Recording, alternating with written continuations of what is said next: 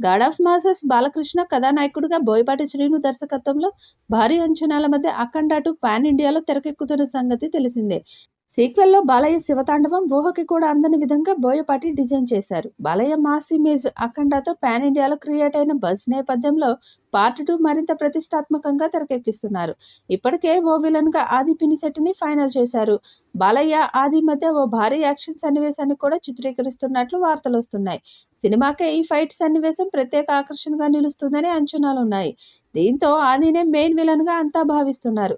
అయితే బోయపాటి అంతకు మించి ప్లాన్ చేస్తున్నాడని గెస్ చేయలేకపోతున్నారు. తాజాగా ఈ ప్రాజెక్టులోకి బాలీవుడ్ నటుడు సంజయ్ దత్‌ని తీసుకొస్తున్నట్లు వినిపిస్తుంది. ఇందులో అసలైన ప్రతినాయకుడి బాధ్యతలు సంజయ్ దత్‌కి అప్పగిస్తున్నట్లు సమాచారం.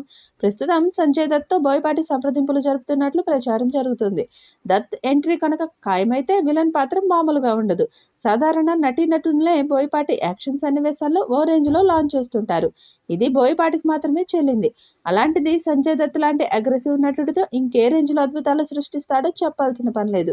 బాలయ్య, సంజయ్ దత్ మధ్య వార్ పీక్స్‌లోనే ఉంటుంది. సంజయ్ దత్ ఇప్పటి వరకు 2 తెలుగు సినిమాలే చేశారు. 1998లో నాగార్జున హీరోగా నటించిన 'చంద్రలేఖ'లో నటించారు. ఆ తర్వాత మళ్ళీ mega power star Ram Charan నటించిన బాలీవుడ్ రీమేక్ 'జంజీర్'లో నటించారు. తెలుగులో 'తుఫాన్'గా రిలీజ్ అయింది. ఆ తర్వాత మళ్ళీ దత్ తెలుగు సినిమా చేయలేదు. పాన్ ఇండియా చిత్రం 'కేజీఎఫ్ 2లో విలన్‌గా నటించారు. అదే దత్ చివరి సౌత్ చిత్రం. మళ్ళీ 'అఖండ 2లో విలన్' అంటూ ప్రచారంతో సంజయ్ దత్ పేరు నెట్టింట మారుమ్రోగిపోతుంది. నార్త్ ఇండియాని ఈ సినిమా షేక్ చేసే ఛాన్స్ ఉంది.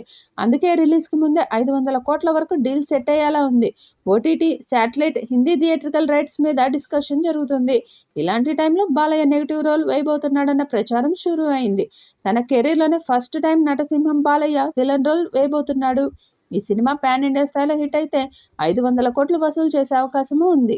ఈ వీడియోపై మీ అభిప్రాయాన్ని కామెంట్ బాక్స్‌లో తెలియజేయండి. ఈ వీడియో మీకు నచ్చితే లైక్ చేయండి, షేర్ చేయండి, కామెంట్ చేయండి. మరిన్ని అప్డేట్స్ కోసం మన ఛానల్‌ని సబ్స్క్రైబ్ చేసుకోండి.